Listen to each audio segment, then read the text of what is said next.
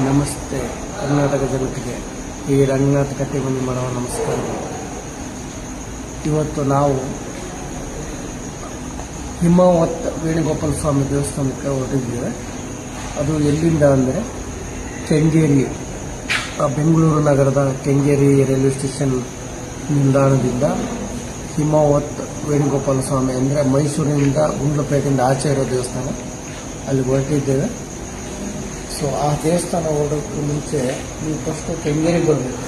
ಕೆಂಗೇರಿಯಿಂದ ಅಲ್ಲಿ railway station ನಾವು select ಮಾಡಿರುವ ಟ್ರೈನ್ ಯಾವುದಂದ್ರೆ 11:50ಕ್ಕೆ. 11:50ಕ್ಕೆ ಹೋದರೆ ಬೆಳಿಗ್ಗೆ ಒಂದು 5 ಗಂಟೆಗೆ ಅಲ್ಲಿ ರೀಚ್ ಆಗ್ತೀವಿ ಮೈಸೂರಿಗೆ. ಅಲ್ಲಿಂದ ಮತ್ತೆ ಬೇರೆ ಬಸ್ ಇದೆ, ಅಲ್ಲಿಂದ ನೀವು ಹೊರಡಬೇಕು.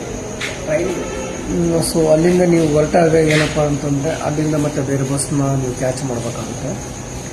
ಕ್ಯಾಚ್ ಮಾಡಿ ಅಲ್ಲಿಂದ ನಾವು ಹೋಗಿಲ್ಲ, ಫಸ್ಟ್ ಟೈಮ್ ಹೋಗ್ತಾ ಇದ್ವಿ ಹಿಮಾವತ್ ವೇಣುಗೋಪಾಲ ದೇವಸ್ಥಾನಕ್ಕೆ.